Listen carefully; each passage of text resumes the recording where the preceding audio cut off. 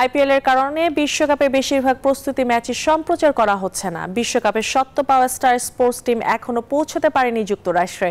আর সহযোগী দেশ যুক্তরাষ্ট্রের মেজর লিগ ক্রিকেটকে স্বীকৃতি দিয়েছে আইসিসি। এদিকে অস্ট্রেলিয়ার জার্সিতে খেলা জো বার্নসকে দেখা যাবে ইতালির হয়ে খেলতে। বিশ্বকাপ মানেই ভারতের মোড়লগিরি।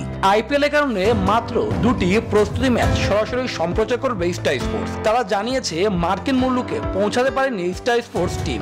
বিশ্বকাপের আগে একটি মাত্র প্রস্তুতি ম্যাচ খেলবে টিম ইন্ডিয়া বাংলাদেশের বিপক্ষে। সেটি ছাড়া অস্ট্রেলিয়া ওয়েস্ট ইন্ডিজ ম্যাচটিও সরাসরি সম্প্রচার করবে স্টার স্পোর্টস।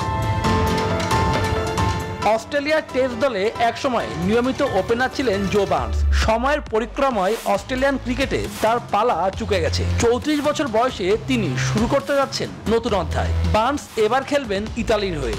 2026 টি-20 বিশ্বকাপ খেলার লক্ষ্যে বাছাই পর্বের লড়াই শুরু করতে যাচ্ছে ইতালি। আগামী 9 থেকে 16 জুন রোমে সাব রিজিওনাল বাছাই পর্ব। সেখানেই ইতালির হয়ে খেলবেন বার্নস। ব্রিসবেনে জন্ম ও বেড়ে ওঠার পর অস্ট্রেলিয়ার হয়ে 23 টেস্ট খেলেছেন এই ক্রিকেটার।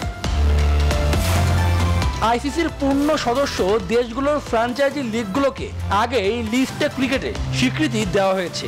নতুন কোনো দেশের ফ্র্যাঞ্চাইজিকে এই স্বীকৃতি পেতে হলে সেই দেশকে টেস্ট খেলুড়ে বা পূর্ণ সদস্য হতে হবে।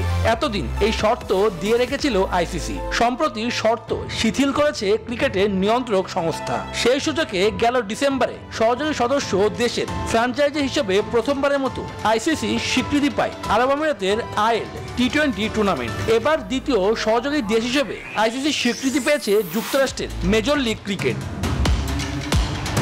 শুভদেবনাথ, নিউজ 24।